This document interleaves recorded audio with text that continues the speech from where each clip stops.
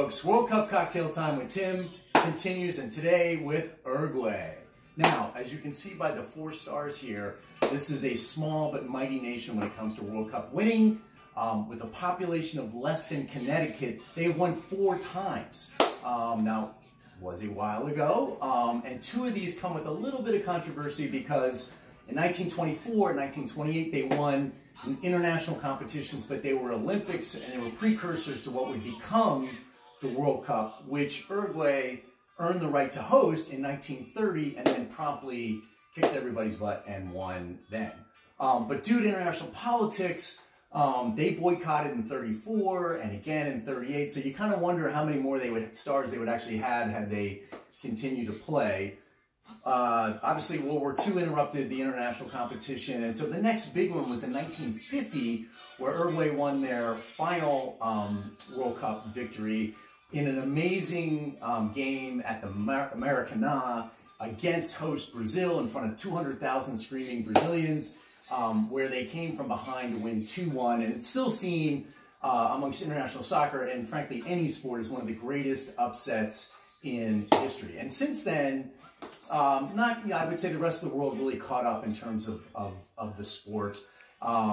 Really some great success since then, though. In 1970 in Mexico, they got 4th, and then in 2010, around a sort of current generation of golden generation of players, in South Africa, they also came in 4th with around Godin and Luis Suarez and Edison Cavani, and Forlan was still playing then. So some of those players are still going to play this World Cup. We'll see what happens. They're in a bit of a group of death, I would say, with Ghana, South Korea, and Portugal. So really strong teams in the region. We'll see how they do. Now, what are they going to be drinking? Now, normally, when we play World Cups, it's Uruguay's winter. So they might be drinking some grappa or grappa meal or red wine or some other things.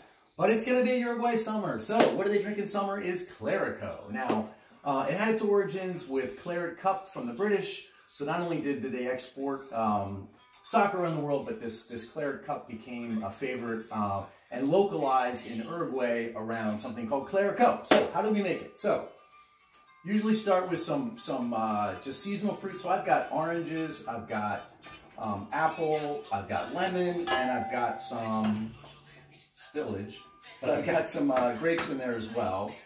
And then you're going to add just 1 or half a tablespoon of sugar to that.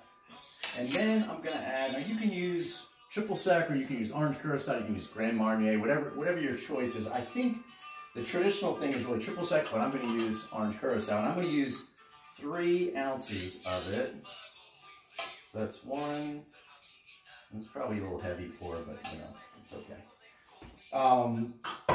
Then we're going to take a wooden spoon and stir that around a little bit just to kind of dissolve the sugar. Macerate it a little bit, not too much, but just a little bit there. And then we're going to add basically 4 ounces of a lemon lime soda. So you can see I'm doing that there. Now, some recipes call for a little more sugar, and then you can use soda water. I'm using the lemon lime because that's what I'm doing. And then you take a bottle, now you can use red, I'm using white, and this is a wonderful Uruguayan white Albarino from Montevideo, and we're going to pour this whole thing, and we're going to see if my spatial relations actually works. Right, put all of this in the same, I think it's gonna, so there we are. All right, so there we have our mixture. We're going to give that a little stir. Now, if you were doing this for real, you would stick it in the fridge for at least 2 hours, or even better, overnight. We don't have overnight, so we're just going to drink it right now. So, that is our Clerico. I'm going to pour it here in my little glass.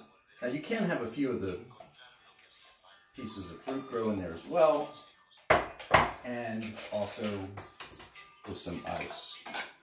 All right, I should probably put some fruit in there. Mind my fingers. Okay.